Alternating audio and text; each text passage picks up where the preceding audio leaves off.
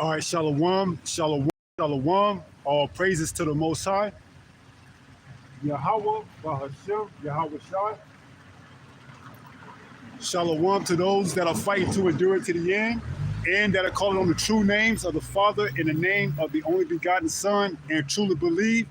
Shalom. All right. Today we're going to go into never trusting thy enemy. All right. That's important, and that is an important aspect of this truth. Never trust thy enemy. Okay, we're going to speak on two aspects of that: the enemy as opposed to the other nations, and as well as yourself. Okay, you can never trust thy enemy, and we're going to get that in scripture. Let's open up with that in Sirach.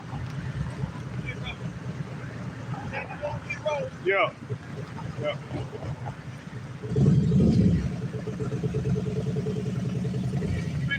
Motorcycles coming this way? No, not yet.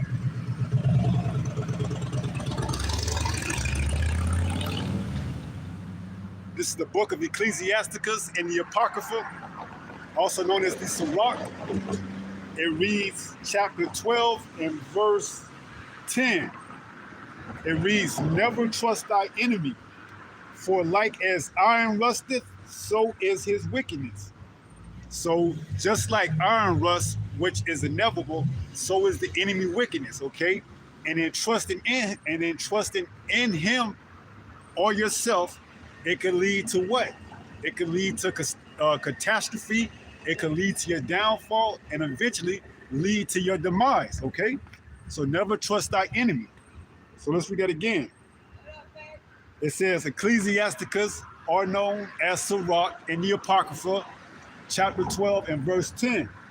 It reads, "Never trust thy enemy, for like, you see? So it's comparing something. It says, for like as iron rusteth, what? So does his wickedness. So just as much as you can count on iron rusting, from the oxidation, so can you count on the enemy being wicked, okay? And in this lesson, we got to go into and identify what does it mean to be wicked, okay? So it says, verse 10, "For like as iron rusteth, so is his wickedness," okay? So you can count on it, because why? We're going to find out why as we read later on down the line in this lesson, okay? But the point we making is what? Never trust thy enemy. Because if you trust your enemy, whether it's another nation or whether it's the thoughts of yourself, one thing for sure is going to lead to destruction, okay? Your destruction, all right? So let's see if there's anything else on here. Yes, it is. Verse 13. It says, Ecclesiasticus chapter 12 and verse 13. It reads, "Who will pity a charmer that is bitten with a serpent?" So if you mess around and you get bit by the serpent, we know it's Esau Edom. By trusting him after you've been given warning and you didn't take heed, who's going to pity you? Okay, no one. It says, "Who will pity a charmer that is bitten with a serpent?"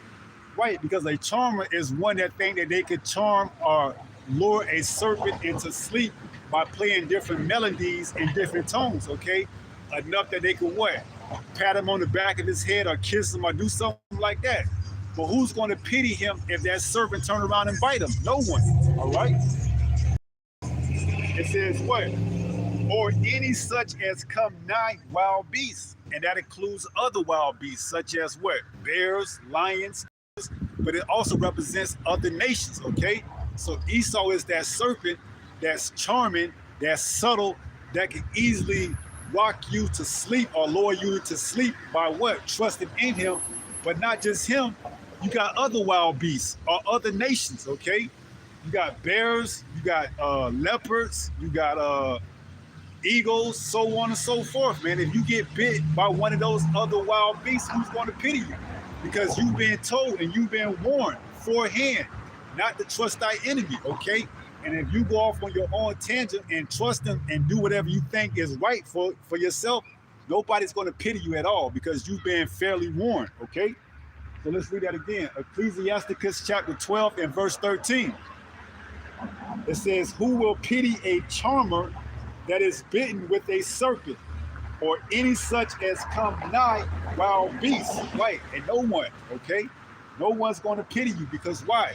You've been adequately forewarned not to get close to any of these wild beasts, not to go near that serpent, and not to trust your enemy, okay? So it doesn't matter whether you work and socialize with other nations, you can't trust them. Why? Because they are not on one accord with you, with this truth says, okay? And if you go so and trust them, well, that's on you, okay? Just because you may build a certain type of rapport at work or in your other walks of life and you feel a close bond to that individual and you trust in them, that's on you. Whether or not you continue to, build businesses with the other nations and these other wild beasts, that's completely on you. But you being forewarned never to trust them. Why? Because they can eventually have you to be turned away from this truth, all right?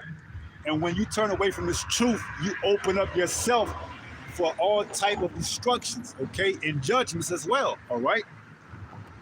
So let's go to the book of Psalms 83, and let's get a little in-depth detail on these other nations and primarily the enemy that we shouldn't trust at all, okay? This is the book of Psalms.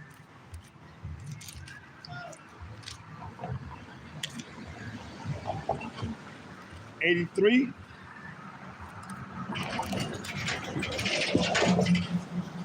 Just so we can get an in-depth analysis on some of the enemies that we should not be trusted, man. This is Psalms 83 and verse 1. It reads, the title says, a prayer for Israel's defense. Psalms 83 and 1. It says, keep not thy silence, O power, hold not thy peace, and be not still, O power. Right, so we need the Most High to stand up for us, man.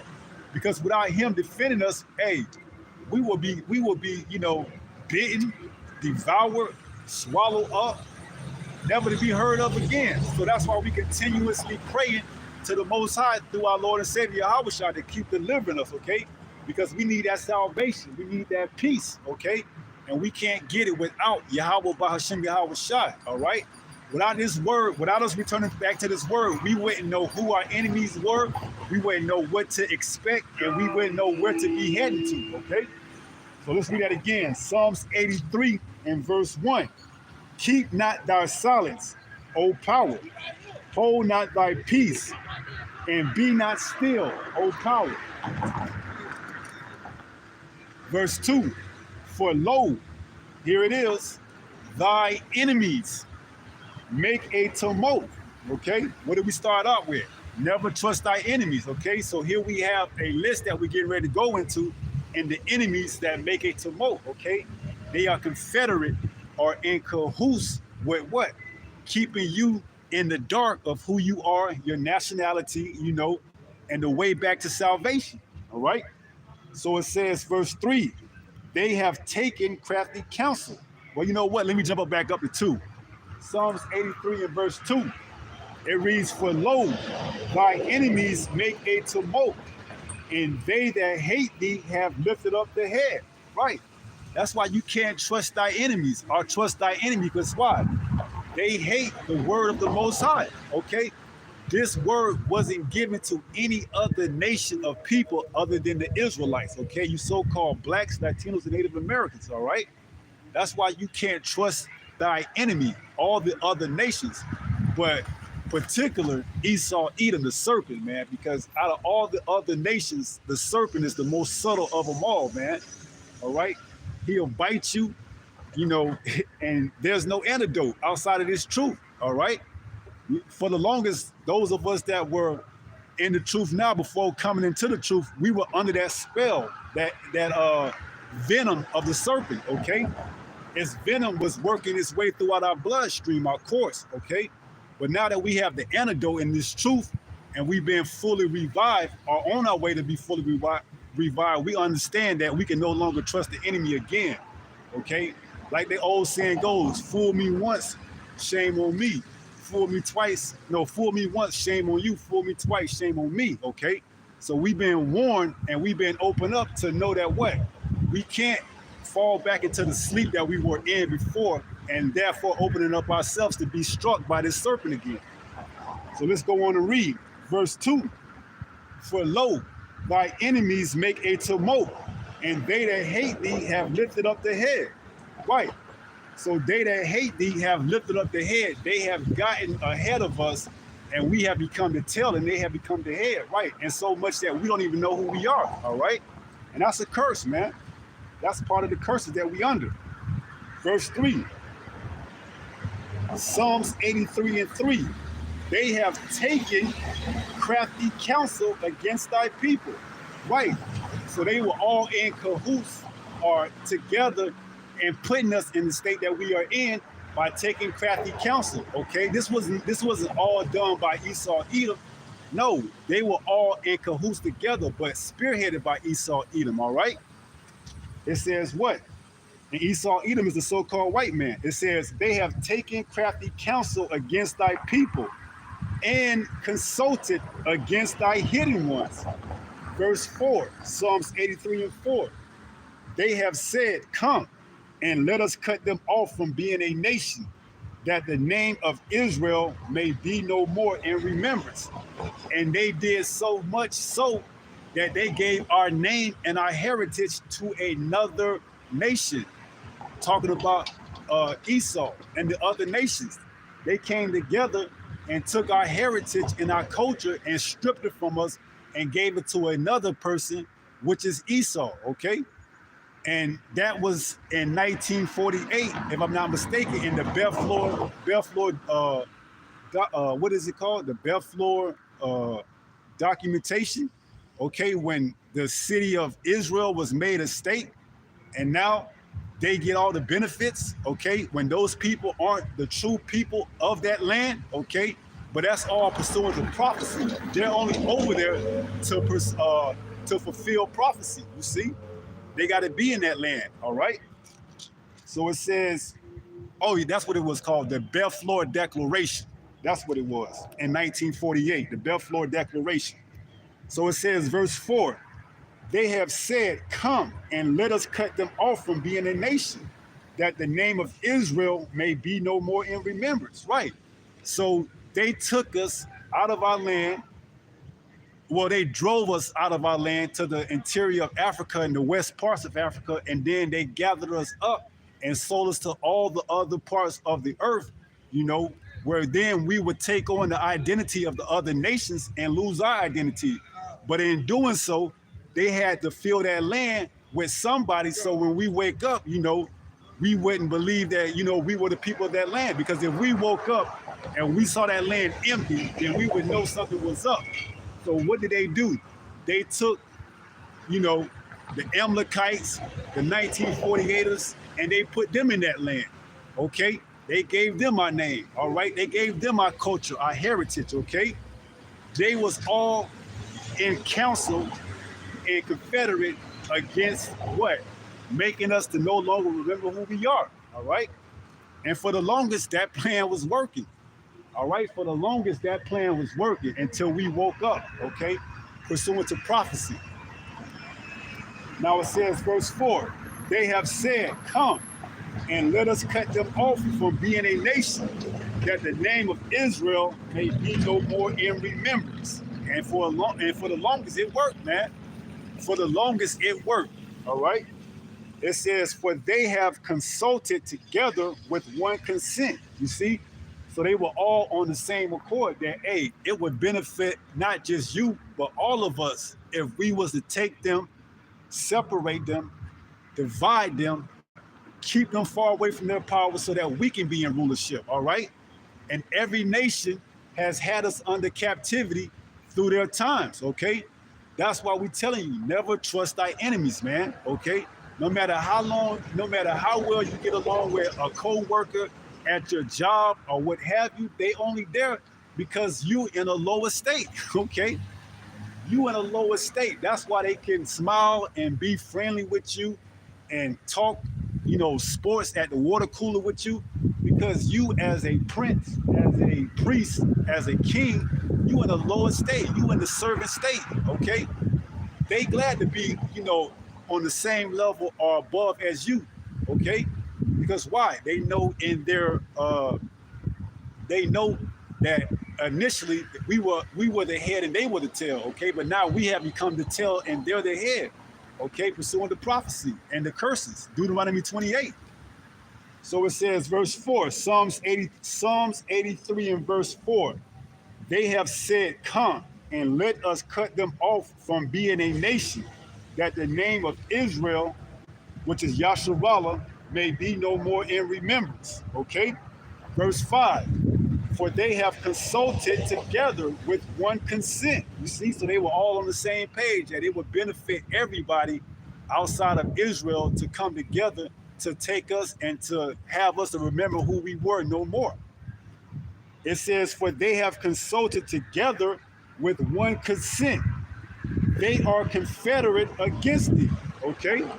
Now we finna go into a few of the names that were confederate in this movement and this plan to, have us to no longer remember who we were. Let's read a few of them. It says the tabernacles of Edom, so the so-called white men. Okay, it says in the Ishmaelites, those would be your Arabs. Okay, it says Moab, those would be your Chinese. It says in the Hagarenes, those are Africans. It says Gebo and Ammon. Ammon would be the Japanese, and Amlek. Amlek is the chief of the Edomites, okay? Those are your 1948ers. Those are the ones that were put up to take our place when we were exiled from the land, okay? Those are the ones that's currently residing in our land right now, perpetrating us, and committing a crime, which is stolen identity, man. They stole our identity, all right? And they're perpetrating themselves as us right now. Those will be your Amalekites, okay? It says what? Gebo and Ammon and Amlek, the Philistines with the inhabitants of Tyre. Those are more Africans, okay? All these were in cahoots and confederate and taking us down and making us no longer a people, you see? They had Africans that sold us to, the Arabs. The Arabs sold us to the so-called white man. And they were all in cahoots, with actually selling us to all throughout the parts of the earth, okay? That's a sign that you would know who the children of Israel is, because what? They will be scattered throughout the four parts of the corner of the earth, okay? So we were scattered throughout all the parts of the earth, man. But the majority of the bulk of us was sold over here to the Western Hemisphere. Those would be your what? Your African Americans. A vast majority of them was sold to the Americans. Then you got your Caribbeans. You got what? Your Jamaicans, your Haitians, your Bahamians. All those were sold to the islands, okay? And they were under what? Some of them was under the French colonization. The Haitians. Some of them was under certain parts of Britain, such as the Jamaicans or, other parts of the Caribbeans, the Bahamas, St. Croix. And then you have the Americans, okay? We went under captivity over here under the so-called white man, the Englishman, okay? So it says what? Gebo and Ammon and Amlek, the Philistines and the inhabitants of Tyre. And the list goes on. So this is just showing you that who are the enemies of the Lord, okay? Those other nations that had a hand in our downfall, okay, which is pretty much every other nation outside of Israel. There's 18 nations altogether, so 17 of those nations are your enemies, okay? So never trust thy enemy, but the spearhead, the head of them all is Amlek, and which is those 1948ers, but Esau in general, okay? That's that serpent, man. That's that serpent that was in the garden, okay? That wasn't a literal snake. That was a man. Okay, that was what would come back down later known down the line as Esau Edom, the so-called white man. Okay, that was that serpent in the that was that serpent in the garden, and now he's that dragon in these last days. Okay, so never trust thy enemy. You've been given ample amount of warning and caution not to trust him. Because why? He's coming down with great wrath, knowing that he has but a short time, okay? And he's gonna come down with that micro CHIP, that mark of the beast. And if you trust him at all, you're gonna find yourself taking that. Okay, why? Because you need to what? Stay on his grid. You need to what? Enjoy the amenities of this man's grid. Whether it's what? Convenience such as having a way to turn on water, hot water, have a roof over your head, food to eat, all these things that if you trust in Yahweh, you will be taken care of. But because you trust in your enemy, you're going to have to go to him for all wants and needs once he implement this micro CHIP.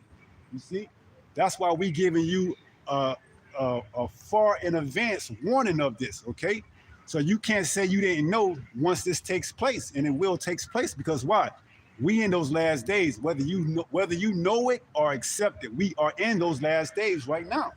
Okay, so let's go to the book of Luke, and let's hear what Yahushua said about the enemies. Okay, let's give you some more depth on who your enemies is. This is the book of St. Luke. St. Luke 19. Let's hear what Yahushua said, who the world ignorantly calls Jesus. Let's hear what he said about the enemies. Okay? Because one thing you're going to find out is that this word is in sync with everything else. Okay? This whole Bible is in sync. Okay? If there's something that's out of line or out of place, it's your understanding. Okay? And it's your job to get the correct understanding. All right? So this is Luke 19 and verse 27. Let's read it. Luke 19 and 27. Like I said, red letters, so you know that's Yahushua speaking. It says, but those mine enemies. So yes, Yahushua has enemies, man. And we're going to find out just who are those enemies. St. Luke 19 and 27. It reads, but those my enemies, which would not that I should reign over them. Okay? And you got a resistance that, you got a lot of so-called Christians that claim to be religious, but they don't want to adhere to the words of Yahushua. They don't even want that name to be mentioned. And so much that they try to give you other names to cleave on to. It's not bad enough that they gave you Jesus, but they want to give you another name similar to that, in the modern day Hebrew, such as Yeshua or Yeshua. And now there's another name that's popping up that I just came across. Okay? It uses the ancient Paleo-Hebrew characters, which would say in the Lashawan Kodash, Yahushua, but now there's another pronunciation of it, and they're saying it's Yahusha. Okay? That name is not the name you need to worry about. That's another sign or another telltale that we in the last days. Because what does it tell us in St. Matthew, the 24th chapter, and the 24th verse? There shall rise false Christ or false anointings or false messiahs in these last days, okay? Showing you that we are what? Truly in these last days, man. You have all type of names pop up, okay? Perpetrating and pretending to be the Messiah, all right? But only the true worshipers are going to know exactly who the name of the Messiah is. And not only know it, but adhere to it, okay? So let's read that again. St. Luke 19 and verse 27. But those my enemies, which would not that I should reign over them. So Yahushua is telling you, those that are his enemies that would wish that he would not reign over him, he's going to give a certain command for those individuals, okay? So it says, but those my enemies, which would not that I should reign over them. And you got a lot of perpetrators out there claiming to be Christians that don't adhere to the word, that like to call on the name Jesus so they can be justified in their wickedness. Yahushua got a plan. Yahushua got an order for you, okay? And let's read it. It says what? Bring hither and do what? And slay them before me. You see? So Yahweh Shai is going to be doing a lot of slaying in those times, man. In those days that we are fastly approaching, if you don't want to get with the program, you're going to either get down or stay down. Get with the program or you're going to lay down and stay there, okay? Speaking primarily to our people, okay? Because you're going to have some individuals that still don't want to accept Yahweh Shai, all right? And the order's going to be slay them, all right? Just like that. Don't care who it is, all right? So let's read that again. St. Luke 19 and verse 27. It reads, "But those my enemies which would not that I should reign over them, bring hither and slay them before me." So Yahweh Shai isn't what they've been portraying him as, especially in these Christian churches, as one, a so-called white man, and two, a friendly guy that everybody can know. Okay? Yahweh Shai wasn't some friendly neighborhood guy that you can walk up to and don't really respect like that. Okay, no, man. He was an all-star man. Okay, he was strict, he was stern, and he was about his father's business, man. And if one thing you're gonna learn about Yahweh Shai is if you're not about the father's business, man, he don't got no need for you, man. Straight up and down, you see? So either you repent and turn back from your wicked ways, or you suffer the judgment, okay? That's it, point blank, period, all right? Those are your only two options, man. Either you turn back from your wicked ways and repent, or you face judgment, all right? And if you cool with that, hey, cool, man, all right? Matter of fact, let's go there and get that in St. John.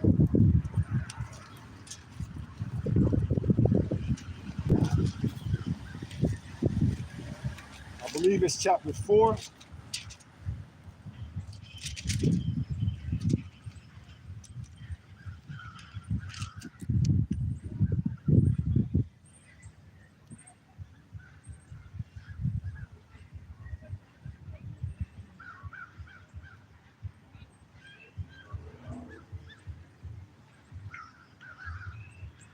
This is St. John 4 and verse 23. It reads what? "But the hour cometh, and now is, when the true worshipers shall what? Shall worship the Father in spirit and in truth. For the Father seeketh such to worship him." You see? So the Father is only looking for those that are truly seeking to worship him, all right? You can't be saying that you worshiping some other idol or deity and not calling on the true names, man. You see? The Father, whose name is Yahweh, he knows exactly what you think, your heart, your mind. He knows whether or not you are truly repentful and remorseful for your wicked ways, man. You see? And you, like I said, can be your own worst enemy, all right? That's why we open up with never trust thy enemies, whether it's of another nation or whether it's the thoughts of your own mind. Why? Because all of that leads to destruction. We were given a manual, a book on what to think and how to think, okay? That's it. Straight up and down, man. Whether you want to look at it as, some type of mind-altering, drug or whatever, hey, man, you got to align yourself with this truth, all right? That's the end of it, man. Either you get on board with this truth and believe, or you go down your path and see whether or not what you believe is what's actually true or not, all right? But one thing you can't say is that you wasn't warned, all right? So let's read that again in the book of St. John 4 and 23. St. John chapter 4 and 23 reads, "But the hour cometh, and now is." This is red letters, so this is Yahweh Shai speaking. It says, "But the hour cometh, and now is, when the true worshipers shall worship the Father in spirit and in truth." You see, so we in these last days, man, we in the last hour where the Most High is looking for those that are looking to actually worship him in truth and in spirit, okay? Because if you don't have the right names, the doctrine, so on and so forth, you're not worshiping him, okay? You are an enemy, all right? And we read what it said in St. Luke 19 and 27, all right? And we also know, according to Sirach or Ecclesiasticus 12 and 10, never trust thy enemy, all right? And like I said, you can be your own enemy, all right, if you don't line yourself up with this word. So let's do that again. St. John 4:23. But the hour cometh, and now is, when the true worshipers shall worship the Father in spirit and in truth. For the Father seeketh such to worship him. And that's why he's sending his servants out. Okay? So those that want to worship him would take heed and listen. Okay? You can't say that you didn't have a what's the word? You can't say that you didn't have a means of hearing about the truth, man. Okay, because the truth is not only on the internet, but it's actually out in the open. All right. So there's no excuse. You know, there's no excuse. All right. So let's jump over to James 4 and chapter 4. Because we still are in the business of identifying the enemy, okay? Because if you don't know who the enemy is, well, you'll trust anybody. So if you know who the enemy is, at least you can't say that you didn't know. All right? So let's go to James 4.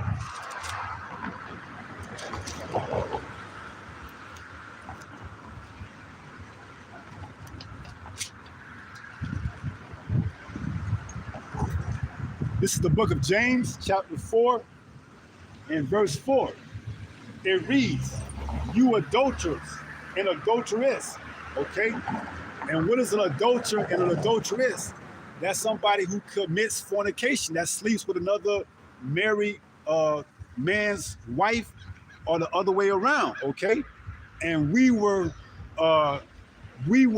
given to, the Lord, okay? So when we go and dabble and dibble in these other religions, we are looked at as adulterer and adulteress.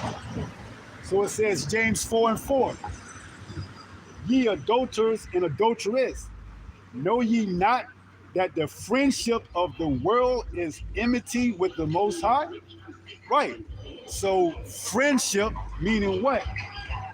If you looking to join yourself with this society, this world, guess what? You are an enemy to the Most High, man. And when you go into that word enmity, let me see if I wrote that down. I think I did. When you go into that word enmity, it's the Greek G2189 ektra, and one of the definitions is opposing the Most High. Okay, and when you go into the root word, which I believe is G2190, which the G stands for Greek because it's a Greek word. That root word is ektros, and it means a certain enemy. Okay, so that's the root word ektros, which is a Greek word because that word was written in Greek. When you go into that root word, it's a certain enemy. Okay, and who's that certain enemy? We're gonna be reading it right here in James 4 and 4. Ye adulterers and adulteress, okay? Those that don't adhere to the word, man, that indeed go off and look for other, ways to be delivered and saved. So they join their hands with these other nations, okay, which are enemies, all right? It says, ye adulterers and adulteress, know ye not that the friendship of the world is enmity with the Most High? Check this out. Whosoever therefore will be a friend of the world is the enemy of the Most High. You see, you can't have it both ways, man. The Most High, whose name is Yahweh, requires your diligency, and he requires your loyalty, okay? You can't serve both masters. You can't serve two masters, okay? Either you're going to hate the one and love the other, or you're going to despise the one. So you got to choose whether you're going to be a friend of Yahweh, Bahashem Yahweh Shai, or you're going to be a friend of this world, okay? And if you're a friend of this world, you're an enemy of the Most High, okay? And you're not to be trusted, all right? Simple as that. If you're a friend of this world, you're an enemy of the Most High, and you're not to be trusted, okay? That's plain and simple, all right? I don't know how much more simple to make it than that, but we're going to continue to go on with the lesson. So you see, never trust thy enemy, all right? As iron rusteth, so does his wickedness, all right? Whether the enemy is another nation or whether the enemy is you, okay? And your thoughts, your mind, all right?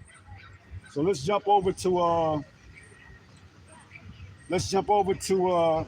First Timothy. You know what? Let's go to Proverbs 3 while I'm speaking on the mind being an imp. Well, you know what? We'll come back. Let's go to First Timothy.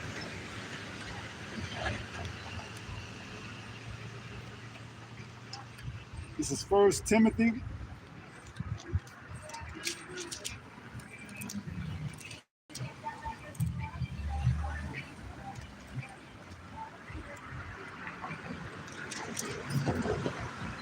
First Timothy chapter 4 and verse 1. It reads, now the Spirit speaketh expressly. The Spirit is this truth, this word, man. It's telling you exactly how it's going down before it goes down. All right? That's the power of Yahweh Bashim Yahweh Shai. So check this out. First Timothy 4 and 1. It reads, now the Spirit speaketh expressly that in the latter times, which we are in, okay? It says, some shall depart from the faith, giving heed to seducing spirits and doctrines of devils. Right.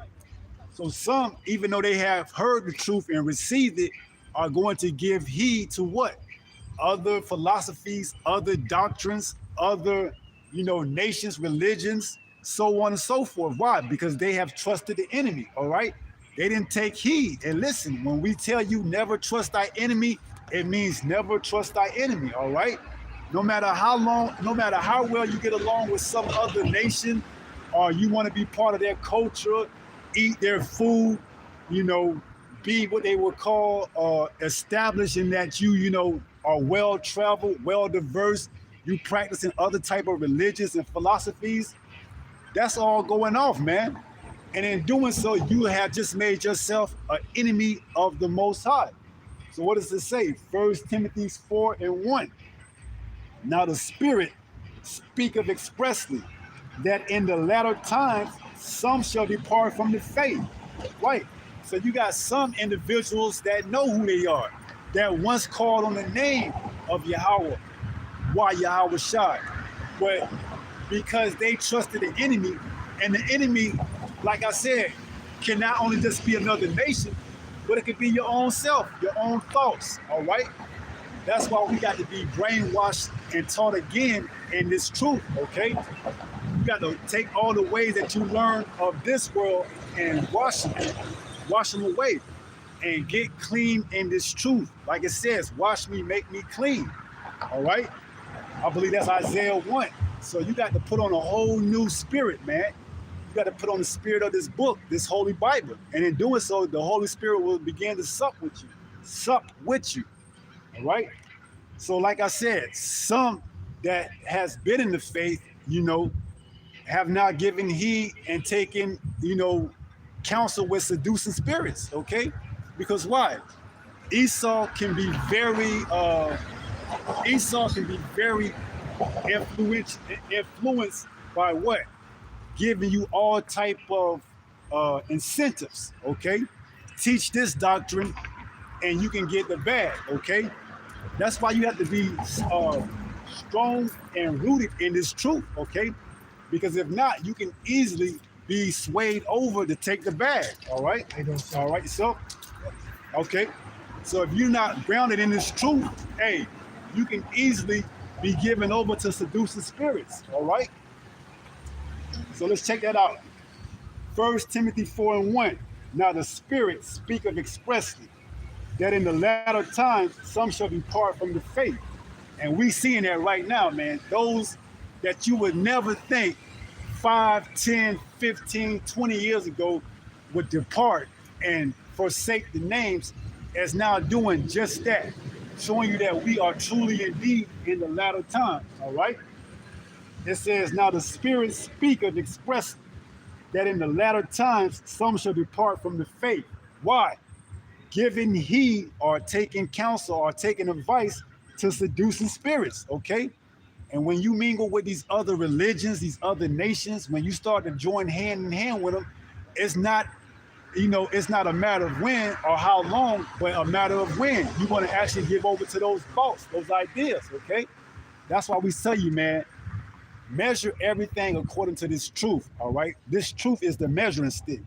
You have to line everything up that even every decision that you make in your life, you have to apply it using this truth, this word, all right? So it says, giving heed to seducing spirits and doctrines of devils. What does the word devil mean? It goes into a deceiver, okay? Deceiving individuals, okay? And you got, like I said, you got individuals that was once in this walk, in this faith, that have been given over to seducing spirits, okay? They are now mingling the truth with, other different philosophies, all right? So it's only right that if you trust the enemy, hey, it's only going to be a matter of time before you start to, show signs of what? Not believing and not calling on the name of Yahweh, why Yahweh Shai anymore, coming up with doctrines similar to what the enemy is pushing, all while misleading the flock, your congregation, okay? To what? To those thermonuclear missiles, okay? There's no way around it, all right? And it's cold, man. You see? It's cold. If you're not of the elect and you don't have, a strong foundation in this truth, man, hey, it's a wrap for you, man. It's a wrap. If the Lord doesn't have mercy on you and he keep you in that dark, deep spirit, under that slumber, sleep-like mentality, you're going to sleep all the way up into the missiles, man. One thing I will say, you will be well rested for when those missiles come, all right? You will be well rested for when those missiles come. So it says, they give heed to seducing spirits and doctrines of devils, right? Anything outside of this truth is the doctrine of devil. Because like I said, when you go into that word devil, it just means deceiver, and we know there's only one group of people that deceived the whole world, man, that had them thinking that Jesus was a so-called white man, all right? That's none other than Esau Edom, the so-called white man, okay? The wicked of the wicked. It says in Job 9:24, the earth was given into the hands of the wicked, okay? That's why Esau is currently ruling right now, and he will be ruling when Yahweh Shai makes his grand entrance, okay, upon his second coming. The ones that will be in rulership will be the so-called white man, all right? That's that Roman Empire being revived, all right? So it says, verse 2, speaking lies and hypocrisy, having their conscience seared with a hot iron. Right. So their doctrines, their doctrine is not adding up to what the word says, is somewhat truth, somewhat lies. No, it has to be all the way lined up together, okay? That's the true doctrine, all right? You can't have a flaw in your doctrine and not correct it, okay? That's your conscience being seared with that hot iron, all right? So never trust thy enemy, all right? That goes for other people, other nations, and yourself, all right? Now let's go to Proverbs 3. This is the book of Proverbs.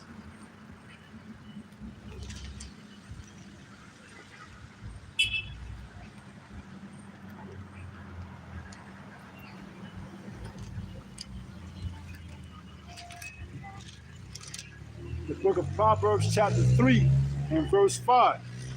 It reads, and this is gonna make it simple as possible with this verse right here. Proverbs 3 and 5. What does it says? This is this whole lesson wrapped up in one verse. Proverbs 3 and 5. Trust in Yahweh with all thy heart. What is your heart? Is it your organ that pumps blood in your chest? No, your heart is your mind. So it says, trust in Yahweh with all thy heart, thy mind. All right? Let's go on and read. It says, and meaning there's something else that must be done. Lean, what does it say? Not unto thy own understanding. You see? When you lean to your own understanding, you become your own enemy, okay? Because now everything you do is justifiable in some way, shape, or form because you are the ultimate decision maker, okay? But it's ultimately the Most High that's allowing you to be misled because why? You didn't trust in Yahweh with all your heart, all right? So he gave you over to a reprobate mind, all right? And in doing so, you're gonna make decisions that's gonna get you taken out. Why? Because you trust in the enemy when we've been telling you not to, okay? When the word has been telling you not to trust in the enemy, you've been trusting in him. All right. So now in doing so, you have to pay the what? You have to pay the cost of trusting in him. All right. Which is what? Ultimately that judgment and that destruction. All right. So let's read that one more time. Proverbs 3 and 5. It says what? Trust in Yahweh with all thy heart and lean not unto thy own understanding. Right. So now that we got that out of the way, now let's go to what? Let's get that in Romans 8.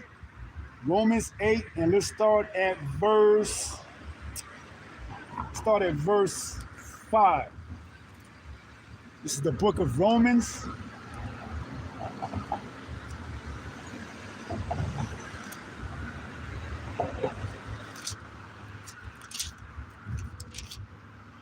Chapter 8, and we start at verse 5.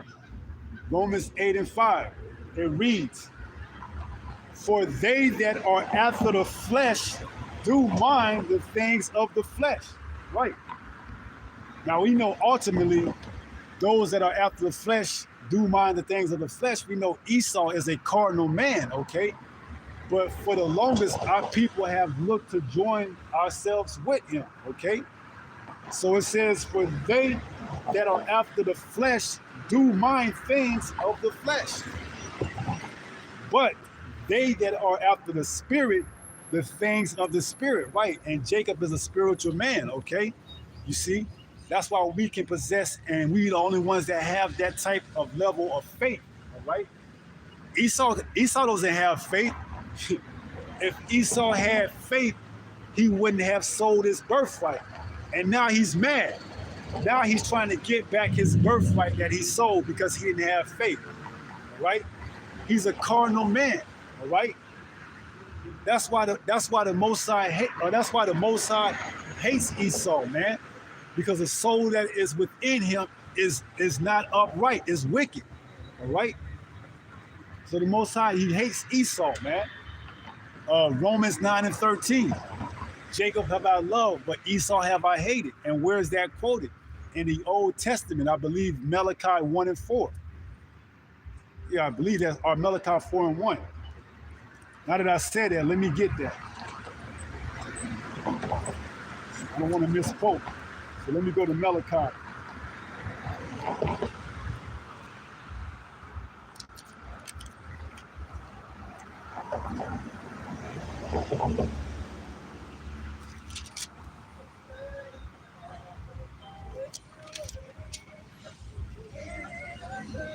Oh, it's Malachi 1 and 3. It says, and I hated Esau and laid his mountains and his heritage waste. For the dragons of the wilderness, verse 4.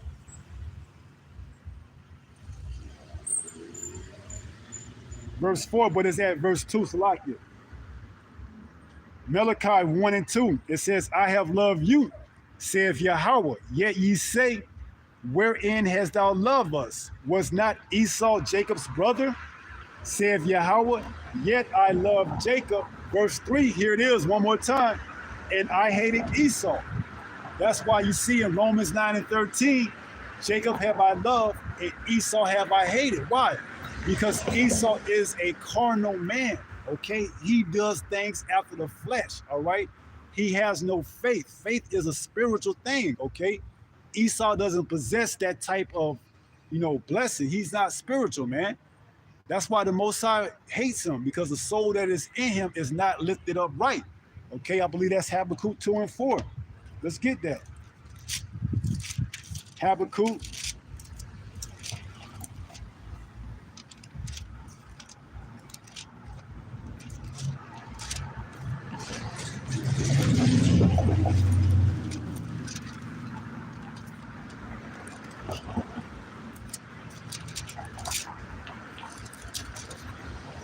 chapter 2 and verse 4. It reads, Habakkuk 2 and 4. Behold, his soul, this is Habakkuk chapter 2 and verse 4. It reads, behold, his soul which is lifted up is not upright in him, but the just shall live by his faith. You see? So Jacob, who is the just, he shall live by his faith. But Esau, who is the wicked, his soul is not lifted up right. Okay? He is cardinal. That's why he can't please the Most High. That's why the Most High hates this man. Okay? This man was fitted for destruction. That's his only purpose. All right? So you trying to love the so-called white man and join hand in hand with him, it's only going to lead to your demise. Okay? Because why? You're going to trust in this devil, and he's going to mislead you. Okay? He's going to mislead you right down the path to destruction. It tells us that why is the gate that leads to destruction. All right? You need to stay on that straight and narrow path. All right? If you get off and go on to another mission, trying to love the so-called white man, you're going to be on that wide path that's going to lead to destruction. All right? So we're telling you, never trust thy enemy, man. It's plain and simple. But will you listen? More than likely not, okay? Because why? Israel is a hard-headed people, man. They're not going to take heed to what the servants say until it shows up at their front door. And then at that time, it's going to be too late, okay? So now that we got that out of the way, let's jump back to Romans 8 and 5. This is the book of Romans, chapter 8 and verse 5. It says, for they that are after the flesh do mind the things of the flesh. That's Esau. He's a cardinal man. That's why his blessing was the sword, man. He was going to rule by the sword. Okay? That's a fleshly thing, all right? The sword is a fleshly thing, all right? But we're going to be sovereign under Yahushua, and we're going to be given those spiritual powers, okay? So it says, verse 5, Romans 8 and 5. For they that are after the flesh do mind the things of the flesh, but they that are after the spirit, the things of the spirit. Right. And how must you worship the Most High? Because we read that in St. John 4:23. Now is the hour that the true worshipers are going to worship the Father. And how do you worship the Father? Let's go there, because we didn't go down to the next verse, which I should have read, but let's go back there and read it.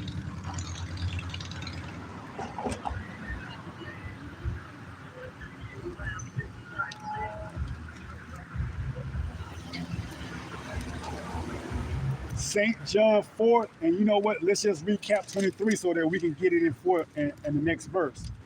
St. John 4 and verse 23. But the hour cometh, and now is, when the true worshiper shall worship the Father in spirit and in truth. For the Father seeketh such to worship him. Here's the point, verse 24. The Most High is a spirit, and they that worship him must worship him in spirit and in truth. So that's how you have to worship the Father, in spirit and in truth. And what is spirit? These words, okay? Yahushua said, the words of this book are spirit. They are him, all right? I believe that's St. John. Since we're here, let me get that.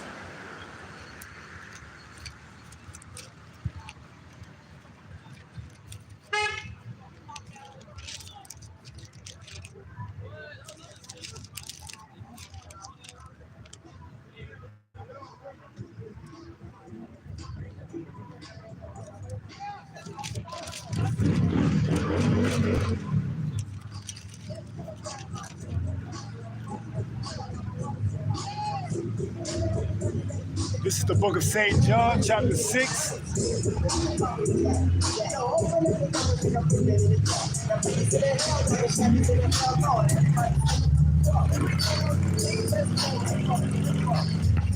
This is the book of St. John, chapter 6, and verse 63. It reads, it is the spirit that quickeneth, the flesh profited nothing. The words that I speak unto you, they are spirit and they are life. See, so you worship the Most High through this word, through the spirit of this word, okay? The Most High put the spirit of, truth onto this book, okay, this Holy Bible, all right? he have showed Jacob what? His laws, statutes, and commandments. He have not done so with any other nation. All right. So we are the only people on this earth that have faith because this book was given to us. It wasn't given to anyone else. All right. So you have to trust this book, this word. All right. And to a lot of people, they don't want to trust the word. Okay. They want to trust their own thoughts, their own imaginations. They want to trust other gods. They want to be, in line with the ways of this world. They want to have a friendship with this world. And in doing so, they are enemy of the Most High. So let's pick back up in Romans 8:5.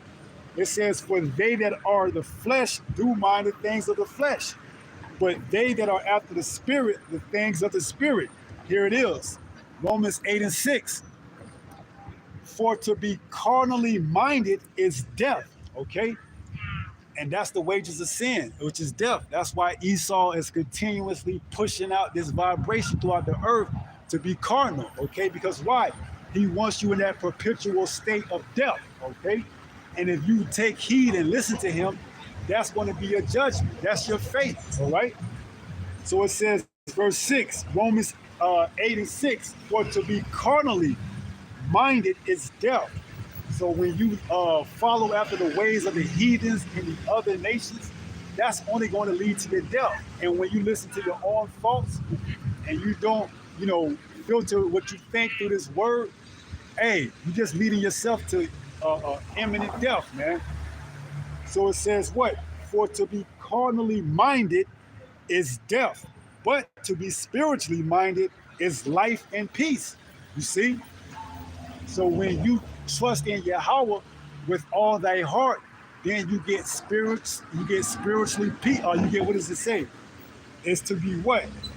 It's to be spiritually minded. You get sound doctrine, you get stability, and you get peace, okay? You are at peace when you trust in Yahweh, all right? But when you trust in the enemy, that's just going to lead to death, okay? Which is why we in the predicament we in now, because we went off on our own. We started listening to our own imaginations. We started following out the ways of the heathens. Next thing you know, we got shipped off and carted to the four corners of the earth. And now look at us. We in the worst state of, mankind. This is the worst captivity we've ever been in, okay? It's evidence, okay? This is the worst captivity that we have ever been in. At least the other captivities, we knew who we were. This captivity, we don't even know who we are, man. This is what the other nations was trying to do. And for the while and for the longest, they accomplished it. They had us where we no longer remember who we were, okay? So it worked it to a T, all right? So now that we are waking up, and worshiping the Father, this is the hour that the true worshipers are going to worship the Father. We're taking heed. And what does it say? Never trust thy enemy, all right? So we're not falling back into that, state that we were prior in before finding out it's true. Where we believe everything and anything. No, we are now following what the word says, and we now have a better understanding of what the word is, okay? So like we said, never trust thy enemy, okay? We're probably going to close back out on that verse. So let's read that again. Romans 8:6. For to be carnally minded is death, but to be spiritually minded is life and peace. That's why it says in Isaiah 33:6, for wisdom and knowledge shall be the stability of thy time. You see, this truth is going to give you stability. When all hell breaks loose, this is going to be the only way you're going to be able to stay sounded and have stability while the rest of this world is freaking out and losing their mind. You're going to be stable, okay? Why? Because you have spiritually minded and peace, okay? So never trust thy enemy. Let's read verse 7 again and verse 8. Oh, it's like it, verse 6 and then verse 7. Romans 8:6, for to be carnally minded is death, but to be spiritually minded is life and peace. Because the carnal mind is enmity against the Most High.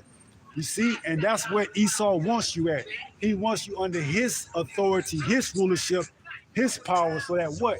You can be in that same type of mind frame, having a cardinal mind, which is enmity against the Most High. All right. So it says, for it, Slakia, verse 7, Romans 8:7, because the cardinal mind is enmity against the Most High, for it is not subject to the law of the Most High, neither indeed can be. Right. When you are of this world, there's no way you can be in, in junction with this word, because you're going completely in opposite what this word says, man. So you've trusted the enemy in so much that you have become an enemy of the Most High. All right? That's why a cardinal mind cannot serve the Most High, man. Point blank, a cardinal mind cannot serve the Most High. That's why either you're going to serve the Most High or you're going to serve this man, okay? Esau, Edom, all right? And if you serve Esau, Edom, it's only short-lived, okay? Because you're going to be put to death. But if you serve the Most High, that's going to allow you to be spiritually minded and have peace. Because why? And in doing so, you're going to have everlasting life, all right? So let's go back to Ecclesiasticus chapter 12 and verse 10. Ecclesiasticus, also known as Sirach, chapter 12 and verse 10. I'll give you a recap just in case you forgot. Ecclesiasticus and the Apocrypha is part of the King James Version Bible. The 1611 King James Version had the Apocrypha in it, okay? So this is Ecclesiasticus chapter 12 and verse 10. It reads what? Never trust thy enemy. You see, this is for your benefit. This word is giving you the cheat. This book has the cheat sheet on how you're going to get salvation. It's giving you the answers to everything. All right? Anything you're going through, if you take the time, the word has an answer for it. So what does it tell us? Ecclesiasticus, or also known as Sirach, chapter 12 and verse 10. Never. That's a key word. Do you understand what the word never implies? That means never, under any circumstances. Never. Okay? Trust. That means don't trust, man. No matter how you think or rationalize in your mind that it's a good idea that you should, take heed to another religion or another culture that is in complete opposition of what this word says, or even your own thoughts. It says, never trust what? Thy enemy, okay? We broke it down. We went into a few of the enemies of Psalms 83, but we also went into the fact that you can be your own enemy, okay? If you trust in your own thoughts instead of trusting in Yahweh. So it says what? Never trust thine enemy, all right? That's it. And then it goes on to tell you why. Just in case you was curious to know or wanted to know why, it tells us, it says, for like as iron rusteth, okay? And iron rusteth because of oxidation, because the air hits it. That's a fact. As long as this earth has oxygen in it, iron is going to rust, okay? And so is the enemy going to be wicked, as we're going to read. It says, for like as iron rusteth, so is his wickedness, okay? You can count on it. Like the sun rising and setting, so is this enemy, wickedness, going to rise and set. It's going to come like clockwork, man. Why? Because it's written in the Bible. Now, if you don't want to take heed to that, fine. Go out and do your own thing. And when, shit hits the fan, that's on you, okay? So you have the right to trust the enemy if you want to, but you're not serving the Most High, okay? You're taking heed to that carnality, okay? You're under the mindset of Esau, Edom, man. All right. So if you trust in your enemy, or if you trust in the enemy, that's on you. All right. Hey, we did what we were commanded to do. Go out and warn. If you take heed or if you don't take heed, That's on you, not on us, man. Okay, we followed the instructions, which was what? To go out and warn the people, all right? Because eventually, this place that you know it as is going to be no more, okay? They're going to shut this shit down. They're going to bring in martial law. They're going to make it to where you got to take whatever it is they going to give you. It's going to be that micro CHIP. And that's the beginning of the end for you, okay?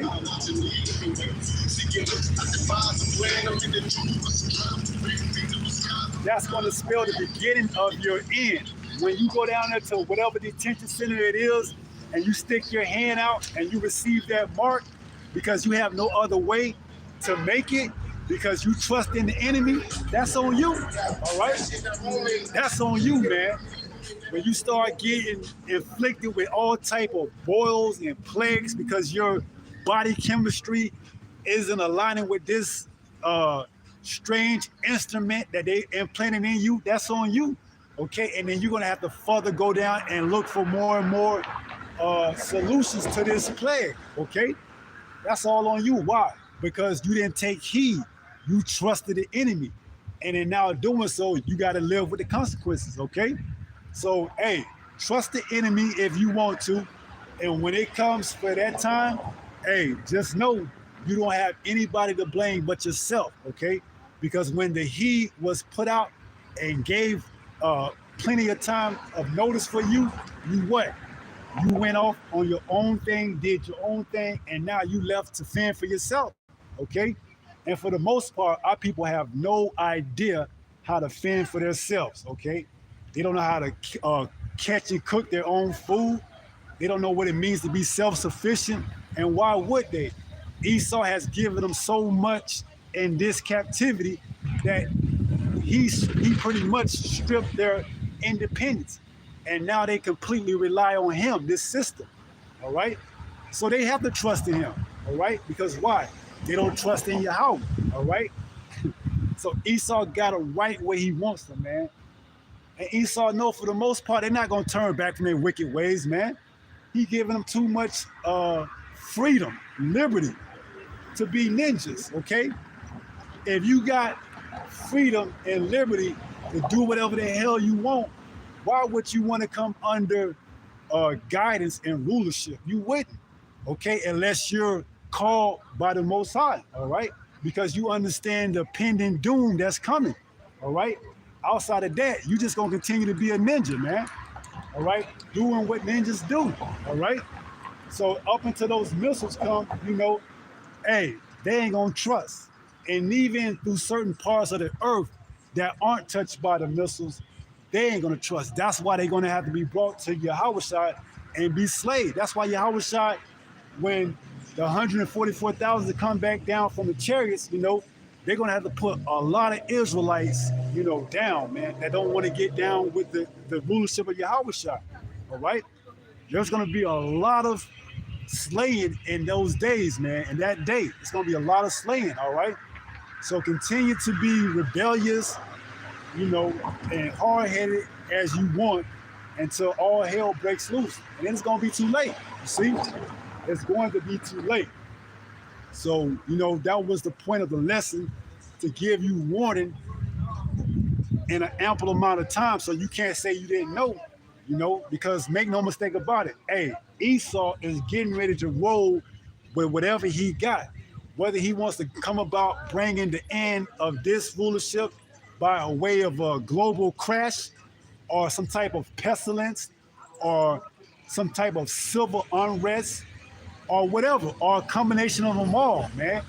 You know, if you have no idea, then whatever the solution that he's going to come out with is going to be like unto you a lifeline, okay? And you're going to reach out to that lifeline. Why? Because you trust in him, okay? And it tells us that in Isaiah 31, woe to them that go down to Egypt, all right? And that's going to be the end of your chance to repent, all right?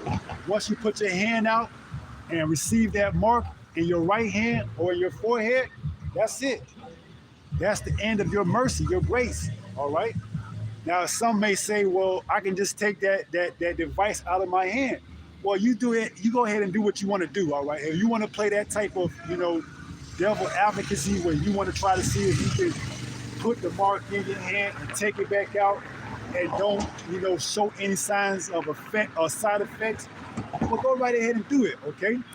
But just know that you've been warned not to trust, never to trust thy enemy, okay?